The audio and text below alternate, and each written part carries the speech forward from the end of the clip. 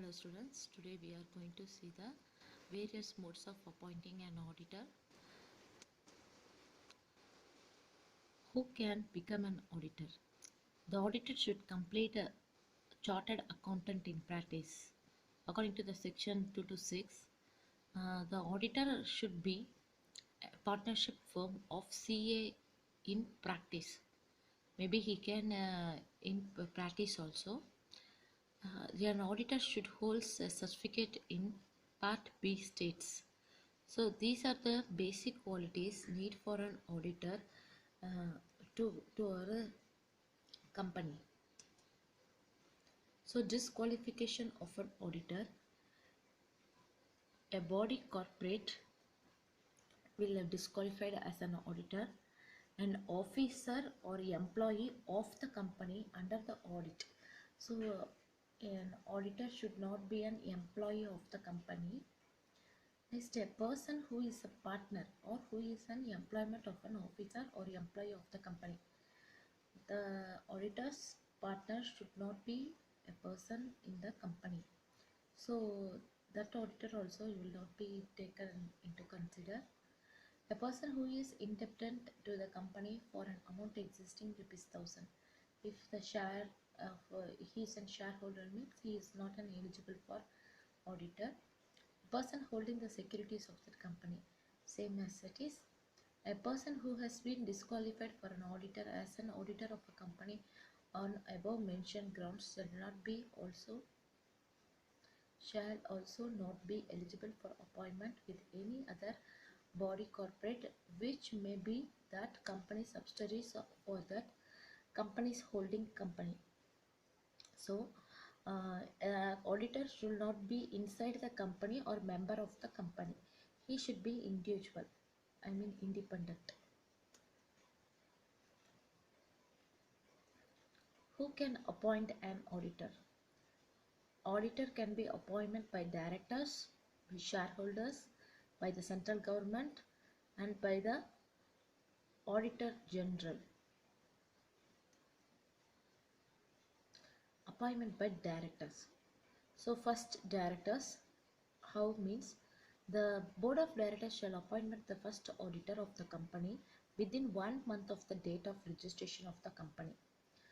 So the auditor will compulsorily should be selected and or be appointed for the company within 1 month date of registration.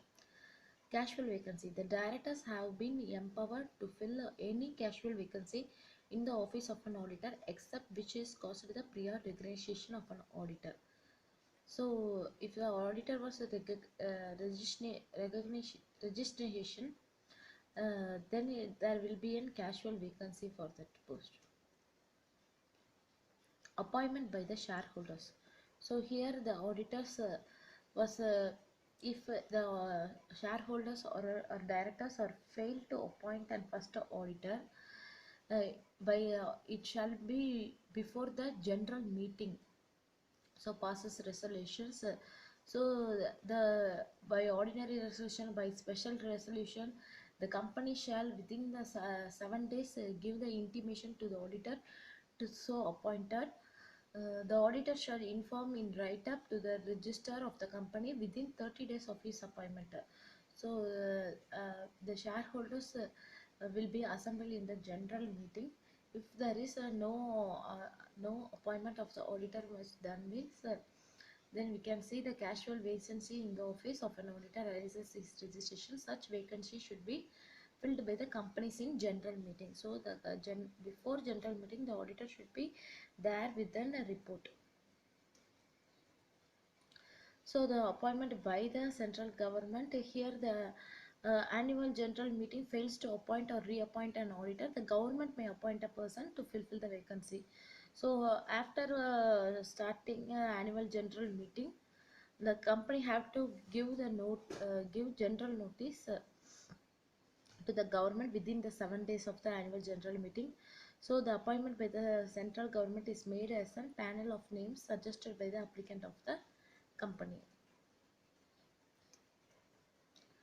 Appointment by the comptroller and general auditor.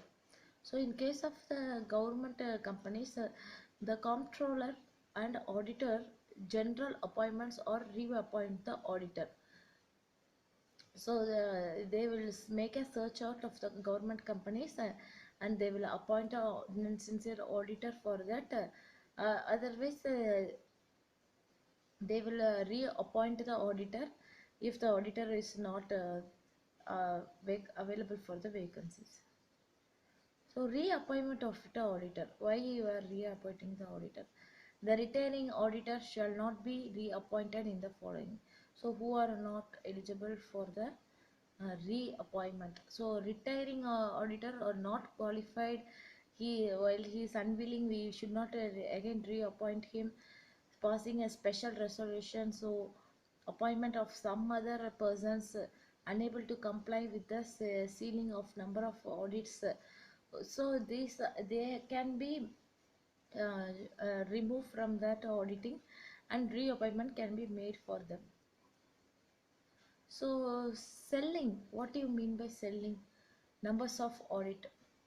Selling is based on this provisions of the act, objectives of the selling, compliance, selling in case of individuals, selling in case of partnership firms. So the sellings can be seen in the number of audits. Next, remuneration of the auditor. The remuneration fixed to the auditor by the shareholders, board of directors, like that we can see. So constituents of remuneration, fees to the auditors, expenses, cost of any facilities provided to the auditor. So these are the cost occur for the auditor's remuneration. So who can fix the remuneration means the board of directors. If the first auditor is appointed by the board of directors, he will fix the remuneration. In case the auditors are appointed by the shareholders in the general meeting, means it was appointed by them shareholders. So in case of auditors appointed by the CAG for a government company, then the shareholders in the general meeting, they will fix the remuneration.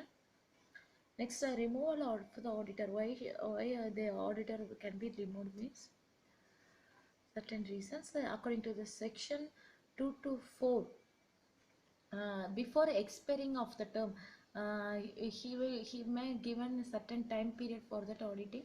Before expiring itself, we can remove the auditor before itself, for the purpose of his section to make the removal of independent and constituents auditor difficulty, the removal of first auditor or subsequent auditors.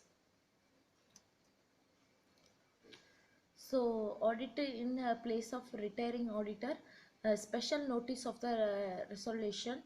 So if there is a special notice given means at least 14 days before the meeting, and he can be wind up the auditing. So right of retiring auditor to make the representations, the company writing to the company not exceeding the recent length, and request for the notification to the members for the retiring. So right to get a representation circulator, ground for emptations, other rights, passing resolutions. These are the general terms. While the if the auditor was getting out from the company, means he can get.